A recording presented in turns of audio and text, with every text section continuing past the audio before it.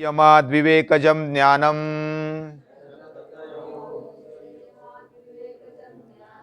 क्षणतत्क्रमयोः संयमाद्विवेकजं ज्ञानम् क्षणतत्क्रमयोः संयमाद्विवेकजं ज्ञानम् स्थान्युपनिमन्त्रणे संगस्मयाकरणम् पुनरनिष्टप्रसंगात् स्थान्युपनिमन्त्रणे संगस्मयाकरणं पुनरनिष्टप्रसंगात्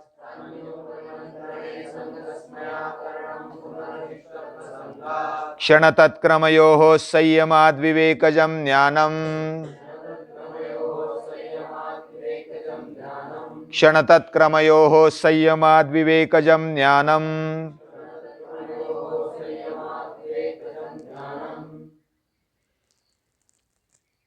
समय बड़ा बलवान होता है, इसलिए एक उक्ति कही गई है, कालपिबति तद्रसम। काल रस को पी जाता है, सभी के रस को पी जाता है, और उसका छोटे से छोटा भाग है क्षण। पहले सूत्रों में हमने कुछ अलग अलग सिद्धियां देखी, और प्रधान जय के बाद सर्वभावाधिष्ठातृत्व आता है, सर्वज्ञातृत्व आता है। उससे भी वैराग्य जब होता है, और सत्व और पुरुष में यानी अंतःकरण और हमारी आत्मशक्ति में हमें बराबर जो अलगाव है वो दिखाई देता है, स्पष्टता आती है, वो विवेक ख्याति के रूप में मानी जाती है। ये भी एक सिद्धि बताई। और बहुत सारी सिद्धि आने पर हमें कोई निमंत्रण भेजता है, मेरे घर आ जाओ, हमारे कार्यक्रम में आ जाओ, आपका सत्कार करेंगे, ऐसा करेंगे, आप बहुत बड़े हैं। तो ऐसा निमंत्रण उपनिमंत्रण आएगा, लेकिन उससे संग मत करना, आसक्ति मत रखना, ये पहली बात। और स्मय भी करने से, स्मय यानी गर्व करने से, अहंकार रखने से, मैं बड़ा हो गया, मुझे बहुत ज्ञान आ गया और मेरे अभी लोग सुनने लगे, ऐसा गर्व नहीं होना चाहिए। और अगर ये आसक्ति और गर्व करते हैं तो अनिष्ट आएगा आगे, यानी हमारे जीवन विकास में अनिष्ट आएगा। और ये निरंतर जीवन विकास के लिए इसमें न अटकना, ये महर्षि पतंजलि लाल बत्ती दिखाते हैं। यानी डेंजर आगे है, ये सावधान रहना, सिद्धियों के पीछे आसक्त मत होना और अहंकार भी मत करना।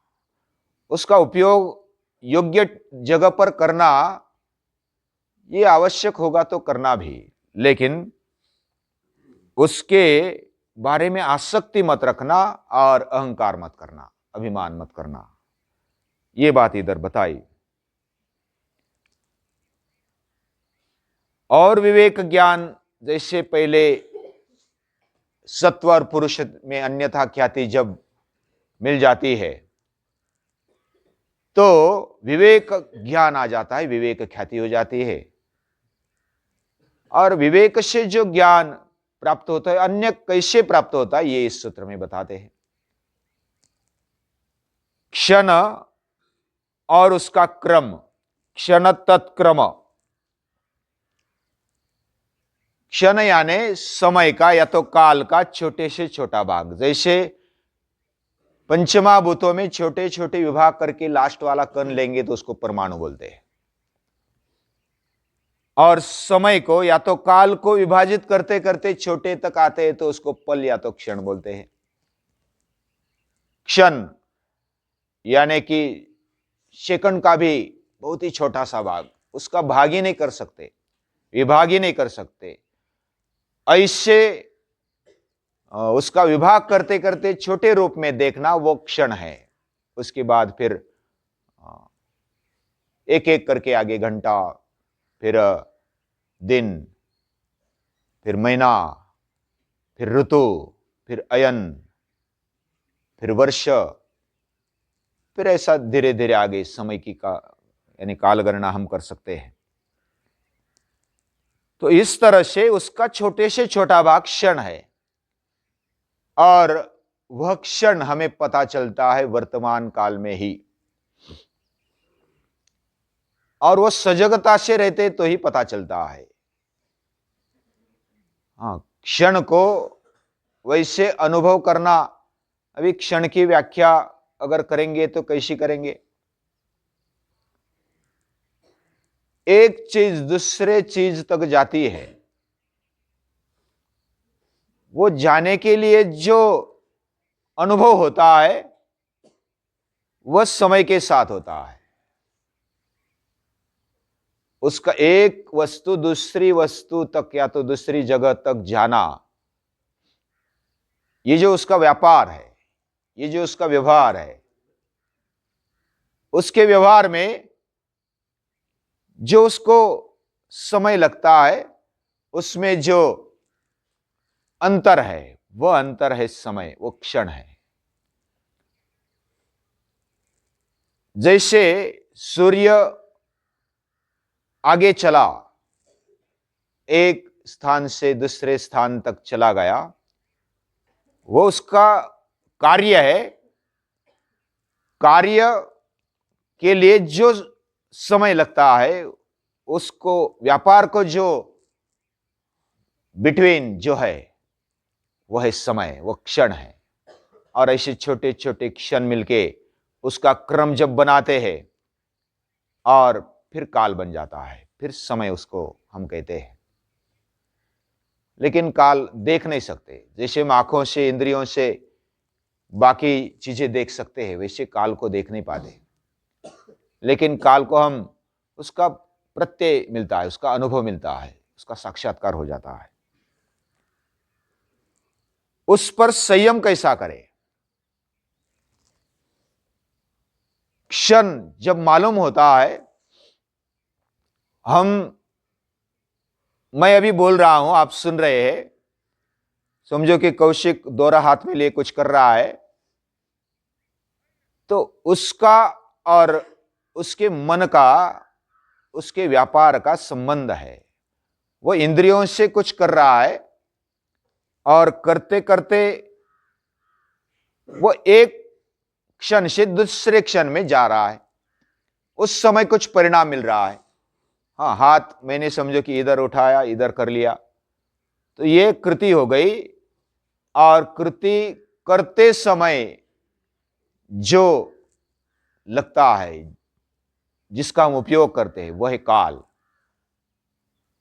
या तो जो दिखता है, अनुभव आता है, वह काल है। उस काल पर अगर एकाग्र होना है तो हमें हर एक क्षण सतर्क रहना पड़ेगा, तब उस काल को, उस क्षण को हम समझ सकते हैं। उसको समझना, वैसे समझो कि कोई कोई बिना घड़ी देखे समय बता देते हैं अंदाजन, लेकिन बहुत ही एक्यूरेट, यानी एक्यूरेट के नजदीक होता है। जिनको घड़ी उपयोग करने की ज्यादा आदत नहीं, तो वो रात को भी समय बता देते, दिन को भी समय बता देते, उनको अंदाजा आ जाता है। ये सामान्य ज्ञान है समय के बारे में। दूसरा है विशेष ज्ञान होता है। जैसे एक उदाहरण लेते हैं, हम सीढ़ी चढ़ते हैं, सीढ़ी चढ़ते चढ़ते सामान्यतः चढ़ लिया, 2 मिनट में 10 कदम हमने डाले, तो एक सीढ़ी दूसरी सीढ़ी गए, वो ध्यान में नहीं रहा, सिर्फ चढ़ गए, तो वो समय लगा, वो सीढ़ी हम चढ़ गए। तो एक सीढ़ी चढ़ गई, एक कृति हो गई, लेकिन उसमें विशेष अगर ज्ञान पाना है तो हम अंदाजन बोल सकते कि 2 मिनट में हमने 10 कदम चढ़ लिए, 10 पायरी, 10 जो भी स्टेप है वो पार कर लिए। अभी तीसरी स्टेप में ऐसा आएगा, वो संख्या के रूप में हम ध्यान रखेंगे। तो ये जो विशेषत्व उसमें जो है, कितनी सीढ़ियां चढ़ी, कितने कदम हमने डाले, कितने स्टेप आगे चले गए, तो वो पगथी है, पगथी एक एक करके गिनते हैं तो वो संख्या का ज्ञान हो जाता है।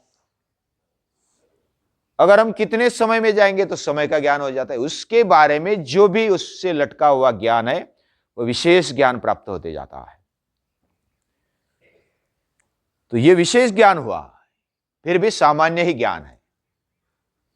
अभी समय और समय हमें कैसे पता चलता है, कैसे उसको हम जानते उपयोग करते हैं। पहले तो एक स्थूल ऐसा बन गया जो न्याय दर्शन में और वैशेषिक दर्शन में काल को एक ये माना है, पदार्थ माना है। सही है ना? काल को एक पदार्थ माना, पदार्थ है ना, एक वस्तु है, लेकिन वह हमें आंखों से देख नहीं सकते, वह अव्यक्त है। फिर भी हमें अनुभव आता है। जैसे हवा दिखती नहीं है, आकाश दिखता नहीं, फिर भी अनुभव आता है कि आकाश, खाली जगह है तो अनुभव आता है।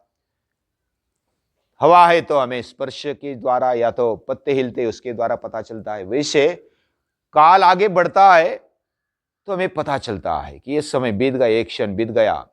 वो कृतियों के द्वारा, कार्य के द्वारा, अलग अलग स्थितियों में बदल के द्वारा हमें पता चलता है कि काल आगे बढ़ रहा है। लेकिन वस्तु वैसी की वैसी हमें दिखती है। हम कल जो थे आज वही दिखते हैं, लेकिन हम बदल गए हैं। ये जो सूक्ष्म बदलाव है, ये जो देखता है वो और क्षण पर विचार कर सकता है, उस पर एकाग्र हो सकता है। ये ध्यान में आ गया? यानी हमारे बाल बढ़ते हमें पता नहीं चलता, तो लेकिन आईने में देखते तो अरे बाल बहुत बढ़ गए, नाखून बढ़ गए। लेकिन हर रोज देखते तो पता नहीं चलता कब बढ़ते, बाल भी कब बढ़ते पता नहीं चलता। ये पता न चलते हुए भी जो पता कराता है वो और सूक्ष्मता से काल को देख सकता है, और उस पर संयम करने से उसको पता चल जाता है। अभी क्षण तत्क्रम है, उसका क्रम और क्षण ये कैसे जाने। और एक बात समझ लेते हैं, ये हमारे जीवन व्यवहार में है। हम अन्न खाते हैं, पानी पीते हैं, और कुछ उसमें उसका सत्व भी ले लेते हैं, यानी स्निग्धता। अभी इसका और हमारे जीवन का संबंध है, और उसका और समय का संबंध है, इसलिए समझना जरूरी है। हमने समझो अन्न खा लिया, उसका क्या क्या बनता है? हाँ, आप बताओ। अन्न खा लिया तो जो अच्छा अच्छा रस है वो हाथों ने खींच लिया, बाद में जो मल है वो वेस्टेज वो निकल गया, मल के रूप में, विष्टा के रूप में निकल गया।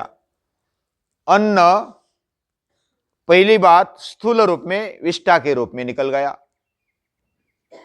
दूसरी साइड उसकी देखी जाए तो रस खींच लिया, रस से मांस बन गया अन्न का। क्या बन गया? मांस बन गया। और तीसरी बात, अन्न से हमारा मन बनता है। उसमें और एक बात बताता हूं, ये जो भी हम बताते हैं 3 गुणों से युक्त होता है, ये आपको पता है, अभी पिछला हमने अभ्यास किया उसके बारे में। तमोगुण, रजोगुण और सत्वगुण। जो मल निकाला अन्न से वो तमोगुणी है, जो मांस निर्माण हुआ वो रजोगुणी है, और जो मन तैयार हुआ वो सत्वगुण प्रधान है। अभी पानी के बारे में, पानी हम पीते हैं, पानी पीने के बाद क्या क्या होता है? जो वेस्टेज क्या निकला उसमें से, जो हमारे अंदर कचरा जमा हुआ पानी के जरिए, उसको हम मूत्र के द्वारा बाहर डाल देते हैं, वो तमोगुणी होता है। फिर उससे और क्या बना? रस में भी पानी था ना, उसमें अन्न था, वो मांस बन गया। जो पानी था उसका क्या बन गया? रक्त बन गया, खून। और उससे एक बनता है, जैसा पहले मन बना वैसे प्राण बनता है। हमारे अंदर जो प्राण ठहरता है ना, वह पानी के द्वारा ठहरता है। इसलिए पानी को इतना सादा सीधा मत समझो। हाँ, पानी समय पर पीना है, प्यास लगने पर, और जितनी हमारी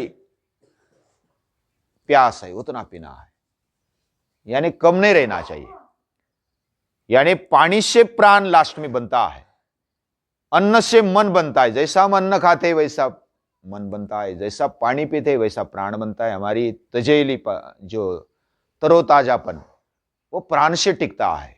इसलिए पानी कम पीने से हम मुरझा जाते हैं। जैसे पौधे को अगर पानी कम मिलेगा तो क्या होगा, वो मुरझा जाएंगे, उस पर जो ताजापन दिखता है, चमक दिखती है, वो कम हो जाएगी।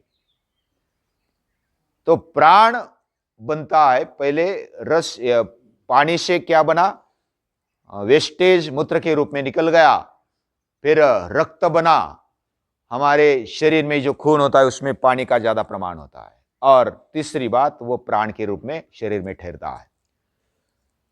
अभी तीसरी बात मैंने बताई, स्निग्धता जो अन्न में होती है, पानी में होती है। वह स्निग्धता जब हम लेते हैं तो उससे बनता है अस्थि, यानी हड्डी, हड्डियां बनी हमारी, और स्नायु भी उसके ही बनते हैं। जो स्निग्धता है, इसलिए हमारे शरीर में जो द्विदल धान्य उसका प्रमाण अच्छा होना चाहिए, तो मजबूती आती है। यानी जैसे उसमें हड्डियां मजबूत होनी चाहिए और हमारे स्नायु मजबूत होने चाहिए, इसके लिए द्विदल धान्य में ज्यादा स्निग्धता होती है। बाकी के धान्य में भी होती है, बाकी के पदार्थों में भी होती है, लेकिन द्विदल धान्य में ज्यादा होती है प्रमाण स्निग्धता का। उससे तेल निकालते हैं, वैसा तिल का तेल उसमें सबसे अच्छा माना जाता है हमारे शरीर के लिए। तो स्निग्धता से क्या बनता है, अस्थि बना, उसके बाद स्नायु बना, और उसके बाद हमारी वाणी भी बनती है। हम जो उच्चारण करते हैं वह स्निग्धता के कारण अच्छा उच्चारण होता है। हमारे अंदर स्निग्धता नहीं है, या तो वो तेल नहीं है, तो हमारी वाणी अच्छी नहीं बनती। जो ज्यादा पारायण करने वाले, ज्यादा बोलने वाले होते हैं ना, उनको घी देते हैं पीने के लिए। वो जो वेदों का पाठ करने वाले जो ब्राह्मण होते हैं उनको भी घी देते हैं। वो ज्यादा बोलना होता है, वाणी का ज्यादा उपयोग होता है, तो स्निग्धता ज्यादा आवश्यक होती है। तो जैसा हम खाते हैं वैसा उसका परिणाम होता है। अभी इधर मन, प्राण और वाणी, इसके द्वारा हम अपने जीवन व्यवहार करते हैं, और जीवन व्यवहार जब करते हैं तो समय के साथ करते हैं, और समय का छोटा सा छोटा भाग है क्षण, और उसमें अगर मन लगाएंगे, उसमें वाणी के द्वारा और हमारे प्राण के द्वारा, उसमें अगर हम अलर्ट रहेंगे तो हम उस पर संयम कर सकते हैं। ये तीनों का समय के साथ कॉम्बिनेशन है। हम जो भी जीवन व्यवहार करते हैं वह समय के साथ ही करते हैं। बिना समय, बिना जगह, हम बिना पंचमहाभूतों की ये नहीं कर सकते। तो इसलिए उधर जब संयम करेंगे तो क्या होगा, कब क्या करना है, किसका क्या परिणाम होता है, ये पता चलने लगता है। तो विवेकज ज्ञान, विवेक से जन्मा हुआ ज्ञान हमें मिल जाता है, समझ आ जाती, समझदारी आ जाती है। बहुत बार ऐसे होता है, ऊपर ऊपर के शब्द को हम देखते हैं, ऊपर ऊपर के व्यवहार को देखते हैं कि मां ने मुझे डांटा, मुझे खाने को नहीं दिया, मुझे लड्डू नहीं दिया, लेकिन तेरा पेट दुखता था ना, इसलिए नहीं दिया। तो मां ने लड्डू नहीं दिया, तुझे कब्ज हुआ, पेट दुखने लगा, उल्टी हो गई, तो आज लड्डू मत खा, कल खा। लेकिन बेटे को लगता है मुझे लड्डू नहीं दिया, लड्डू नहीं दिया, वो रोने लगता है, लेकिन उसके हित के लिए वो करती है, उसको परिणाम मालूम है। यह विवेकज ज्ञान है, यानी दूर तक देखने की दृष्टि उस विवेकज ज्ञान में होती है। विवेक से जन्मा, विवेकज, ज यानी जन्मा हुआ। तो इस प्रकार हमें क्षण पर, वर्तमान पर ध्यान देना चाहिए। उस पर संयम करने से, चित्त लगाने से हमारा जो भी विवेक ज्ञान है, विवेक ख्याति है, वो प्राप्त हो जाती है। बाकी और उसमें अलग अलग बताया है।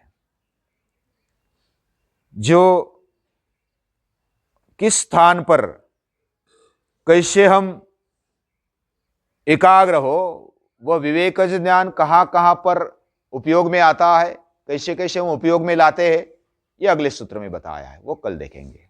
तब तक रुकते